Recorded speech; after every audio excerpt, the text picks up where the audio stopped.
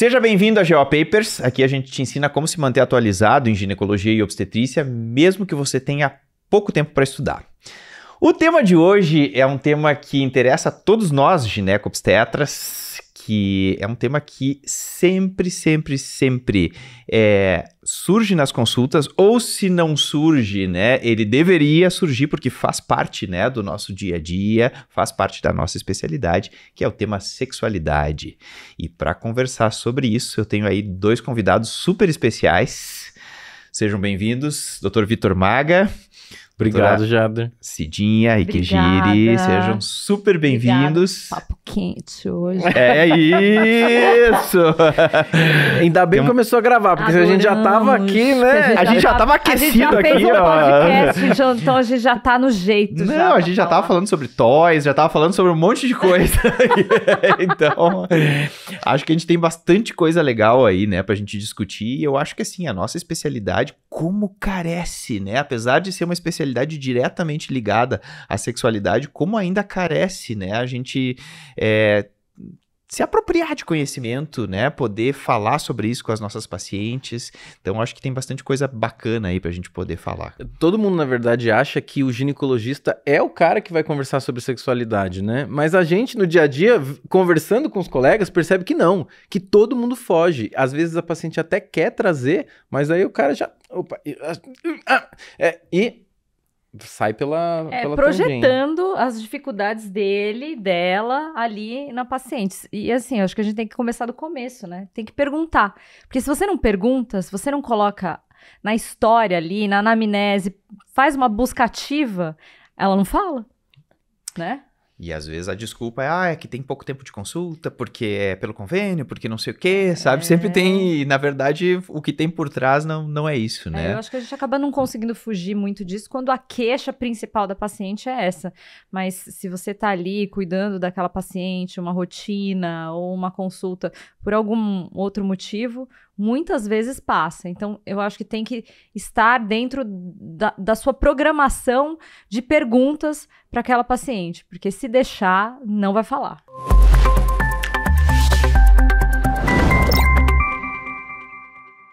Então, essa é a primeira pergunta que eu queria fazer para vocês, assim, por que vocês acham que ainda existe tanta resistência dos ginecologistas em conversar sobre sexualidade com a nossa paciente? Eu acho que é um grande tabu, porque o tabu, principalmente da sexualidade feminina, que é bem diferente da sexualidade masculina, né? Ele é estrutural, ele foi construído dessa maneira. As mulheres, elas foram socializadas, educadas para dizer publicamente que não se interessam por sexo. E o sexo como algo para ter filhos e não para ter prazer. Você não vai pegar, por exemplo, uma roda de amigos, né, mulheres e homens ali e tal, não sei o quê. Uma mulher não pode virar no meio de uma conversa e poder dizer, eu adoro sexo oral, eu adoro fazer boquete. Não, porque isso automaticamente vai ser visto como uma coisa assim, todo mundo vai... Choca, né? Se um homem fizer isso, falar o que ele gosta numa roda, o máximo que vai ser ele é inadequado. Que sem noção esse cara, quer contar vantagem. Então, esses dois olhares, você já percebe o quanto a gente está castrando, né? E aí, a forma também de socializar e da conquista, da sedução, pensando em relacionamentos hétero, é essa coisa. O cara, ele tá lá na caça, em busca, e a mulher tem que fingir que, porque muitos caras, quando ela fala, não, bora, então vamos, né? Não, vamos transar, bora, minha casa ou a sua? Muitos também falam, acabou a graça, porque você tinha que fingir que não queria e eu tinha que te convencer disso. Aquele joguinho chato, né? Eu acho que a gente vive ainda... Eu estava conversando com você sobre isso também. A gente vive ainda dentro de uma bolha que a gente precisa expandir, explodir. Assim, existem algumas mulheres que têm essa liberdade de falar sobre sexualidade com as amigas, mas isso é a minoria. A maioria não conversa, a maioria muitas vezes não sabe como ela vai sentir prazer. Muitas delas nunca sequer chegaram ao orgasmo. Mulheres que são modernas falam sobre sexualidade, muitas delas nunca se masturbaram com um toy, por exemplo. E eu acho que dentro da nossa formação médica falta essa orientação e colocar o sexo como algo natural. Gente, a gente nasceu do quê? né? De brotamento. Não, e a gente fala... É interessante isso, porque quando a gente discute contracepção, não tem a parte sexo. A gente fica falando de contracepção, que parece que a gente tá falando sei lá do quê, de um processo de alimentação do que é. Mas, assim, você não envolve a abordagem da prática sexual para discutir contracepção. Então, é um dos temas mais discutidos nos ginecologistas, contracepção, e não se fala da atividade sexual. Então, é sempre tangenciando, mas não pode entrar no tema, porque o profissional não tá se sentindo gabaritado, à vontade para conversar. E algumas pacientes, a depender, talvez num primeiro momento pensem, nossa, ele quer saber isso, minha intimidade, mas o que isso tem a ver? E tem total a ver. Hoje a saúde sexual é um dos pilares da OMS para a qualidade de vida, assim como atividade física e outras situações. Então, se a gente não estruturar isso e ensinar, né, ensinar nossos residentes, o trabalho que a gente faz em educação também, de mostrar para eles a importância disso. As residentes passam lá no nosso ambulatório e aí elas, no R3, às vezes elas falam assim, Maga, parece que eu tô no R1, porque é um olhar, é uma abordagem com a mulher muito diferente do que eu estava acostumada. Há espaço para ela contar a história dela, de como ela se sente, de como está a relação dela, e ir pensando nela como um todo, né? Mas essa formação não acontece em todos os lugares, né? Na verdade, é um movimento começando, mas se bem você embrionário, né? pensar em Brasil... A temática de sexualidade, sexologia ainda é muito pequena nas residências. Eu acho que a classe médica também é muito conservadora. E sendo uma classe conservadora, ela acaba transferindo isso para as consultas. E eu gosto de falar que o ambiente da consulta, ele não é um ambiente de julgamento. Você tem que orientar segundo a prática sexual daquela paciente. Ela tem que se sentir à vontade para te contar a verdade. Porque se ela mentir... Se ela faz lá a putaria dela, transa com sei lá quantas... Uma das minhas perguntas é, quantas parcerias sexuais você já teve? Ela me olha assim, eu falo, gente, não tem problema, você transou com 100, 200, sim. Né? Sem julgamento. Eu não tô aqui pra te julgar, eu só preciso dessa informação. E aí você vai quebrando, né, esse medo. Mas, infelizmente, não é a maioria dos médicos que consegue ter essa abordagem. Então, eu acho que para a gente mudar esse cenário, o primeiro ponto é a gente começar a mudar como que a gente se vê e como a gente não pode projetar os nossos valores pessoais, as nossas crenças para um ambiente que não tem que ser um ambiente de julgamento, tem que ser um ambiente de orientação. Isso aí, inclusive a gente estava conversando sobre isso antes, né, que às vezes a gente projeta, né, as nossas próprias experiências, assim, e a gente projeta, na verdade, na paciente como se a nossa experiência fosse o modelo, né? Exato. Esse é um grande erro, né? Isso já era para ser na prática clínica como um todo. A habilidade de comunicação clínica é escuta ativa, conseguir entender o que a paciente está trazendo, o que o paciente traz, você conseguir, em primeiro lugar, entender a mensagem, a intenção da mensagem e também as outras habilidades de ter empatia, entender a dor do outro, a alteridade de se colocar no lugar do outro. É muito difícil esse exercício. Eu sempre, quando estou dando aula para os alunos, eu começo a falar umas frases para provocá-los mesmo, né? Imagina que a paciente vira para você e diz, não, doutor, na verdade eu só gosto de grupal. Aí alguns já fazem... né? E eu faço de propósito. Por quê? Porque eu falo, viu, essa cara que você tem que controlar. Porque no momento que você surgir um sorrisinho... Isso é uma estratégia, na verdade, porque a pessoa está desconfortável. Ela não está confortável para falar de sexualidade. A gente está acostumado a levar para o lado da zoeira, porque eu não me sinto confortável para falar da coisa mais natural que tem, que são as pessoas terem atividade sexual. Exato.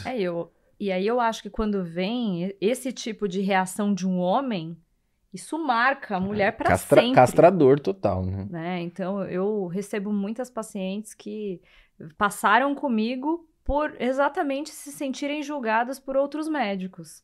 E elas passam comigo e falam, vim aqui com você, porque eu sei que você fala de um jeito tão livre que eu posso falar qualquer coisa aqui e você não vai me julgar.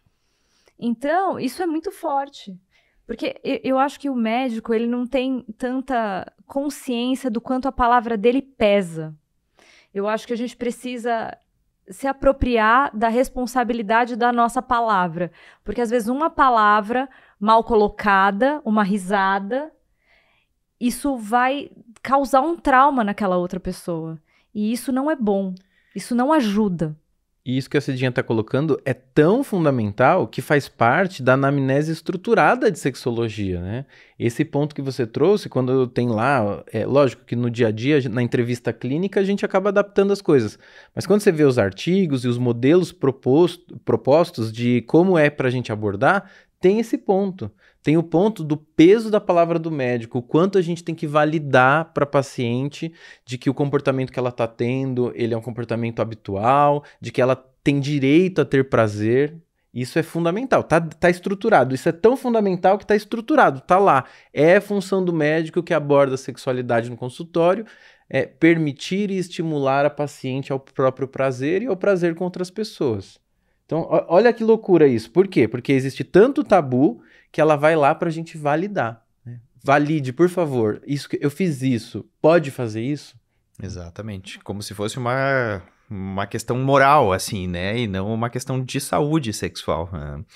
Muito bom. Assim, puxando já esse gancho agora, de que forma que vocês abordam no dia a dia, no consultório, o tema sexualidade? Como é que vocês eu e você, chegam? talvez a gente seja diferente por conta, né? Homem, mulher. Eu sinto que as minhas pacientes se identificam muito comigo. E eu acho que por ser mulher é mais fácil elas se abrirem. Então eu não sinto tanta resistência. Mas eu também sinto que se eu não pergunto, muitas delas não falam. E a partir ali daquela dificuldade, daquela queixa, a gente vai se abrindo e explorando e chegando em lugares interessantes. E aí, muitas vezes eu tenho que começar do começo mesmo. Muitas mulheres que têm acesso à informação, elas têm um bom acompanhamento médico, às vezes elas não sabem do básico, elas não sabem se elas tiveram um orgasmo, elas não sabem o que é vulva, elas não sabem o que é vagina.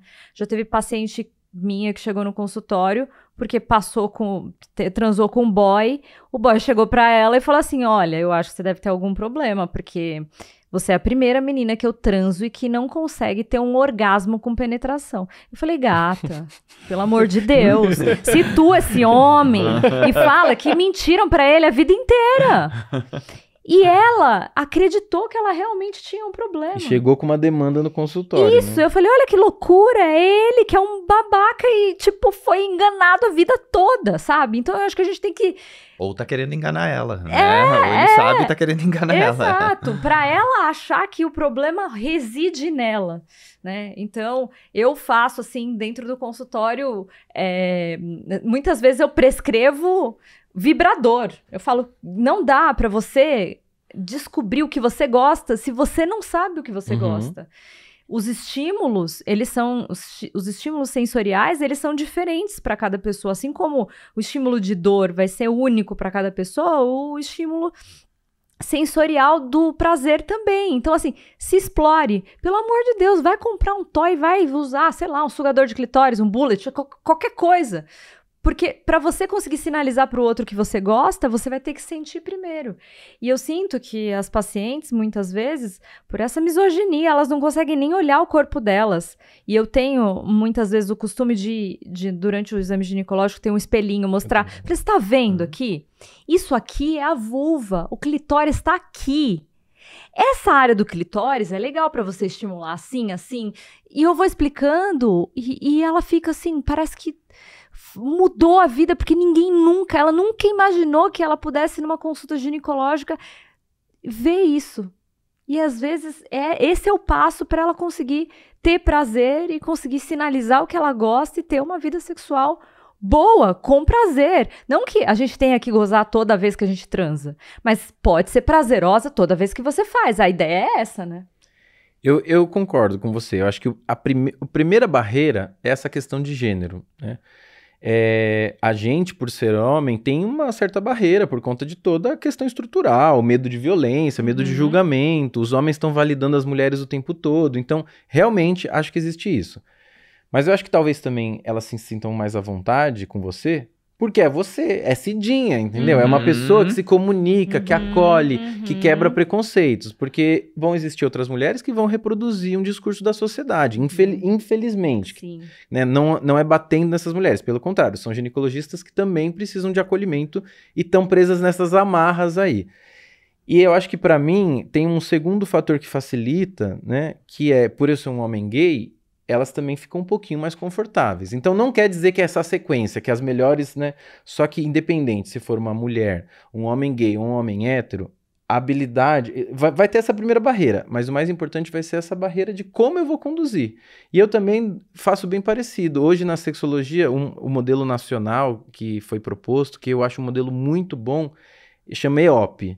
Ensinar sobre anatomia, fisiologia e resposta sexual, orientar sobre saúde sexual e o P de permitir e estimular o prazer. É exatamente isso que a Cidinha acabou de contar, porque grande parte das demandas que vem no consultório sobre sexualidade não são disfunções sexuais, pelo contrário, é a gente mostrando para as mulheres questões típicas do corpo delas. Recebi uma paciente recentemente que tinha uma queixa assim, muito importante de que ela sentiu uma dor. Ela tinha relação e ela sentiu uma dor. E ela trouxe isso com muito sofrimento, assim, olha, eu consigo ter vida sexual, eu tenho relação, eu tenho orgasmo, mas não pode encostar e não pode pôr a boca. Então, sexo oral ou masturbação não dava pra ela. E aí a gente examinou, eu falei, ela já tinha ido em vários colegas, a gente examinou e falei, sim, você tem uma sinéquia de clitóris, então um processo de sinéquia, provavelmente deve ter vindo da infância. Ela fez uma sinéquia e fez um claustro de clitóris. O clitóris dela não fazia exposição do prepúcio da glande do clitóris. Toda vez que ela se excitava, provavelmente aquilo aumentava de volume por conta do sangue, da vasodilatação, e ela sentia essa fisgada. No momento que tocava, ela sentia muita dor, acabou modulando para dor. Eu falei, não, isso aqui a gente vai tratar, tirar essas sinéquias e tudo mais, tratamento clínico, depois a gente vai dessensibilizar essa dor e você vai ter... E ela começou a chorar. Por quê? Porque ela falou, eu achei que eu tava louca. Eu falei pra várias pessoas que tinha alguma coisa. Então, assim, é uma questão simples. A gente tava discutindo anatomia. É o primeiro tópico. Não era nenhuma questão de disfunção, de desejo sexual hipoativo, de vaginismo, de falta de lubrificação. Não, era uma questão estrutural, que a gente explica.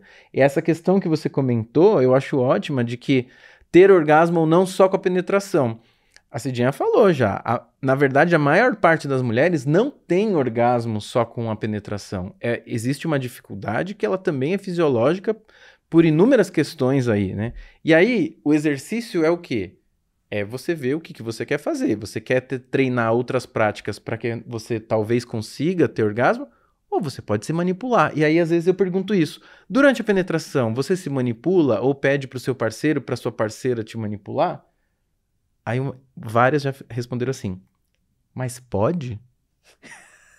Aí eu brinco, eu falo assim, mulher, você que me diz, é sua, a vulva é sua, o clitóris é seu, você pode encostar nele a hora que você quiser. Então, olha que loucura esse negócio de permitir. E sim, né, vem pra gente permitir. Pode, por favor, se manipule, né? Faça. Existem acessórios hoje que você pode colocar na base do pênis e ele dá um estímulo vibratório no clitóris, dependendo da posição. Elas ficam, nossa, não sabia que podia. Você deve ouvir isso também. Você deve ouvir isso também. Muito. Sim, com certeza. Não, e até assim, as manobras, às vezes quando a gente ensina, né, a manobra de ponte, né, elas, nossa, mas dá pra fazer isso? Pode fazer isso? Né? É que eu acho que também a nossa sexualidade, ela ainda é muito vista pelo olhar da sexualidade masculina, né? Então, essa questão da penetração também é uma coisa muito, não, mas eu tenho que ter orgasmo na penetração. E às vezes eu digo pra elas assim, tá, mas você já pensou que sexo não é só penetração? Pode ter sexo totalmente sem penetração. Ah, mas aí é sexo? Tipo assim, como se fosse uma coisa assim... parece que tem aquele roteiro já pré... Eu detesto o termo preliminares por conta disso. Isso! Exato. Às vezes elas me contam isso, tá, mas é que tem aquele repertório já pré-estabelecido, assim... Tá, mas quem que criou isso? Isso. Né? É que a gente vive numa sociedade que o falo ali é o centro da terra. Não tem aquilo ali, não tem nada, gente. Pelo amor de Deus. Não dá, né? E é isso. Se não tem penetração, é como se o sexo não existisse. E é isso. E muitos homens, eu sinto... lá vou eu dar uma de feminista. Vou ter que dar. Joga sua. Né? Vou ter que dar. Falta esforço dos homens, sabe? Eu sinto que a mulher, ela vai lá, ela lê, ela procura na internet, ela quer saber como que ela se estimula, ela procura médica, aí ela vai e se desdobra. E o homem Não faz nada. Ele só acha que vai lá, vai penetrar, vai dar aquela sacudida lá, o treme-treme e vai arrasar, sabe? Eu acho que falta as mulheres se apropriarem dessa informação e chegar pra ele e falar assim, gato, deixa eu te falar, tá todo mundo te enganando aqui, vamos melhorar? Não é? Até porque esse tipo de feedback é muito ruim, essa cultura, por exemplo, de fingir o orgasmo. Você vai criando uma cultura de fingir o orgasmo e os caras não conseguem melhorar, porque você tem que dar um feedback, tem que ensinar. E é aquilo que você falou, se eu não sei o que eu gosto, como eu posso dizer pro outro? Eu não gosto assim, né? E é engraçado que, por exemplo, às vezes a gente tá falando de sexo oral ou de siririca, assim, e aí a paciente fala assim, eu odeio, doutor, quando eu falo, isso, continua assim. Aí ele acelera. Eu falei, continua assim. Porque existe uma falta de comunicação no sexo também. Existe. Aquilo que você e falou. uma vergonha, né, de falar pro cara que ele tá fazendo errado. Inibe, e aí ele foi também educado, muitas vezes na pornografia, ele tem padrões de que o sexo, a performance sexual boa é aquilo que ele viu na pornografia, aí o padrão vira uma coisa que é irreal, umas posições que, a não ser que você tenha 20 centímetros de pinto, não funciona, E você tem que ter coluna pra isso, depois de uma certa idade já não dá mais, não dá. É a médica do esporte dizendo, ou seja, não dá, precisa de condicionamento. Trava ali. Jesus, não dá. Não, e eu duvido, né? Nessas pornografias, eu duvido que as mulheres que estão ali estão sentindo alguma coisa, Primeiro, sabe? Aquela gritaria, aquele negócio, eu falo, gente, que é isso? Eu acho que na sexualidade do consultório hoje é também conseguir ajudar as pacientes a se conectarem com uma sexualidade real. Uma coisa que eu sempre falo sobre isso, a gente fala sobre sexo e sexualidade sempre num plano da fantasia. Todo mundo fala que faz mais do que tá fazendo. E eu vou falar uma coisa que talvez seja meio polêmica. Todo mundo diz que gosta mais do que realmente gosta. As pessoas... se você virar numa roda e disser assim, não, o sexo ele é importante e tal, mas existem coisas da minha vida que são mais importantes. Provavelmente, grande parte das pessoas vão te julgar. Porque existe também essa mística de que todo mundo... A gente tá vendo o resultado. As pessoas gostam tanto de Nutella e Netflix que as relações sexuais nos casais têm diminuído porque eles têm tido preguiça e têm buscado outros tipos de prazer. Então a gente precisa falar sobre a vida real da sexualidade. E que tá né? tudo bem também, né? A vida vai mudando, as expectativas também têm que mudar, porque assim, às vezes você tá cansado. E assim, a libido é uma energia que talvez você não tem. Passou a semana inteira. Você trabalhou que nem um jegue. Não tem tempo pra nada. Tá exausto. Chega na sexta-feira, você mal consegue... Você senta no sofá e fica destruído. Aí vem seu marido querer encostar em você e falar, não, me poupa, deixa eu dormir que amanhã a gente conversa, pelo amor de Deus. E eu acho que aí tem um ponto que tem uma grande diferença da sexualidade masculina pra feminina, né? Eu acho que a sexualidade masculina, às vezes, quando ele tá estressado, né, passou uma semana ruim, o sexo às vezes é uma válvula de escape, né? Sim. Então, é um momento que parece que vai fazer aquele descarrego, e o homem né? é muito visual, né? Muito. Aí você tá lá, acabada... Você tá lá com a sua calcinha bege na cesta, destruída. De vó. Aí ele vai lá, olha pra você, e aí você só responde, nem a pau. Esquece. Nem Mas a eu pau. acho que... E a mulher é justamente o contrário, né? Ela precisa estar bem, precisa estar relaxada, para que realmente ela tenha desejo, né? Não é uma coisa assim que é o contrário do homem. Mas eu acho que a gente tem visto também uma mudança geracional acontecendo. E não só geracional dos mais novos. Eu acho que de contexto atual que a gente está vivendo. Por quê? Tem aumentado o número de disfunção sexual masculina, por exemplo. Mas tem aumentado também as queixas. Então, antigamente, eu acho que o homem ele era socializado, a gente era educado para que uma que a gente não tem inteligência emocional. Então eu sempre brinco que o homem, ele ou tá puto ou tá zoado. Como você tá? Ah, eu tô meio puto. Ah, como você tá? Ah, eu tô meio zoado. E quando ele tá feliz, ele não fala que tá feliz. Ele simplesmente guarda pra ele. Então, essa falta de repertório fazia com que o sexo fosse um depósito afetivo. Meu time ganhou, quero transar. Meu time perdeu, quero transar. Por quê? Porque eu não sei manifestar minha emoção de uma outra maneira e eu uso essa energia sexual. Mas eu acho que também tem mudado. Os homens têm levado nos consultórios de urologista, principalmente, que é quem mais atende homem, essa questão de o desejo sexual hipoativo nos homens aumentou. Homens que não têm vontade. E aí essa discussão, né? Eles não têm desejo sexual ou eles também não têm libido? Eles não têm energia porque tá todo mundo esgotado, né? Tá difícil vivenciar o apocalipse. Então, tá todo Como é que você falou? o apocalipse. Não tá fácil viver o apocalipse, entendeu? Então, eu acho que é um pouco isso. Tá todo mundo muito cansado. É crise ambiental, é crise política, é crise social, é crise financeira, é enchente, é tipo desastre a Luana natural. Piovani, eu só queria tirar foto bonita de biquíni, não consigo, né?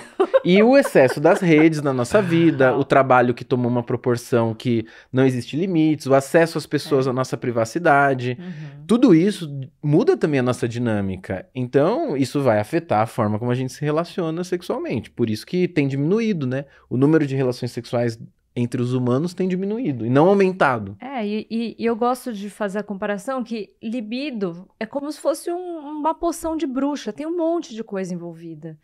Seria ótimo se a gente conseguisse descobrir o tratamento para isso. Mas não existe. É multifatorial, é multidimensional. Então é isso. É energia, é sua autoestima. Se você olha para o espelho, você não tá legal com o seu corpo, com o que você tá vendo, dificilmente você vai ficar com vontade de ter relação sexual, sabe? Se você tá mal com o seu parceiro, a sua parceira... O relacionamento tá ruim, você né? vai desligar toda aquela frustração e transar ali com aquela vontade, não vai. Às vezes você tá deprimido, você não tem vontade, às vezes, de sair da cama, você vai ter vontade de transar. Então, assim, entender também o momento da sua vida e não ser tão duro, porque eu acho que a gente vive numa sociedade muito performática. Tudo, você tem que ser o melhor, inclusive no sexo. Gente, que preguiça, né?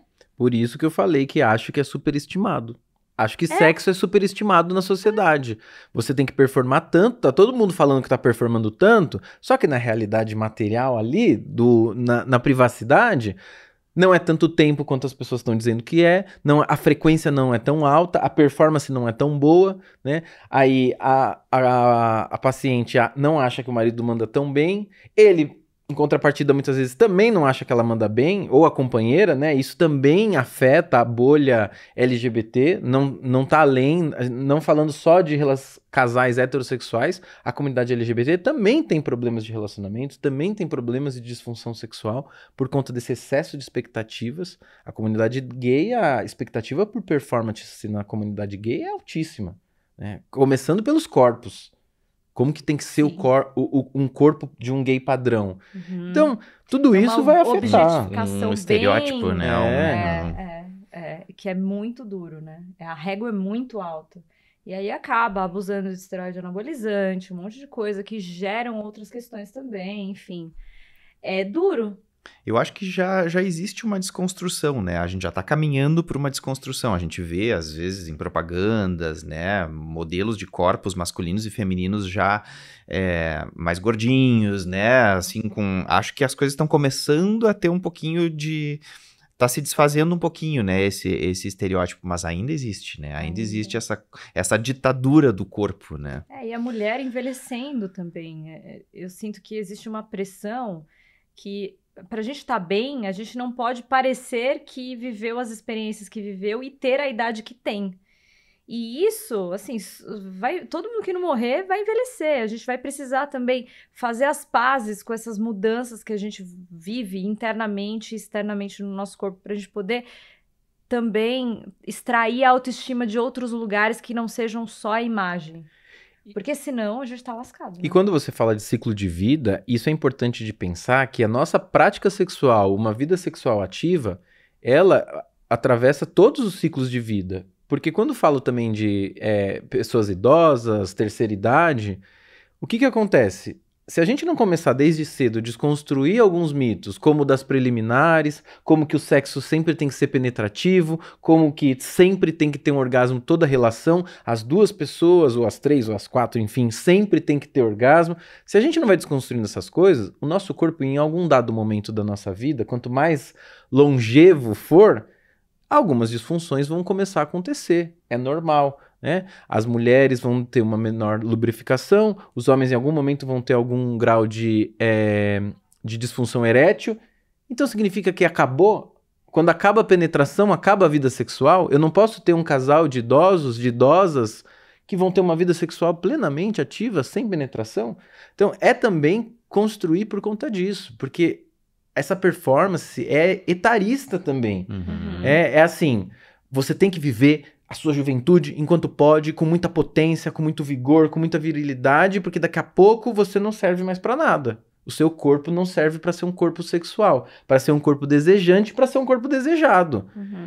Isso a nossa cabeça não tá aguentando esse tipo de expectativa, né? Tá nítido.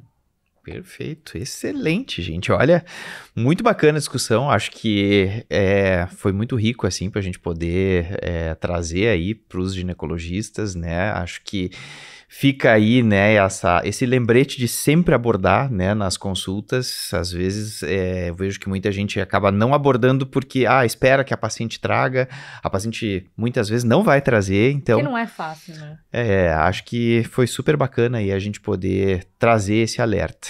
Então agora a gente vai convidar o pessoal aí para entrar na nossa área, que a gente vai continuar falando de algumas coisas mais específicas. Vamos falar sobre desejo sexual hipoativo, vamos falar também sobre vaginismo, algumas disfunções sexuais mesmo que são importantes a gente saber reconhecer e tratar, né, ou encaminhar para tratamento quando elas surgirem. Então, muitíssimo obrigado aí pela participação de vocês. Imagina, a gente que agradece. Obrigado. Obrigada. Valeu, gente.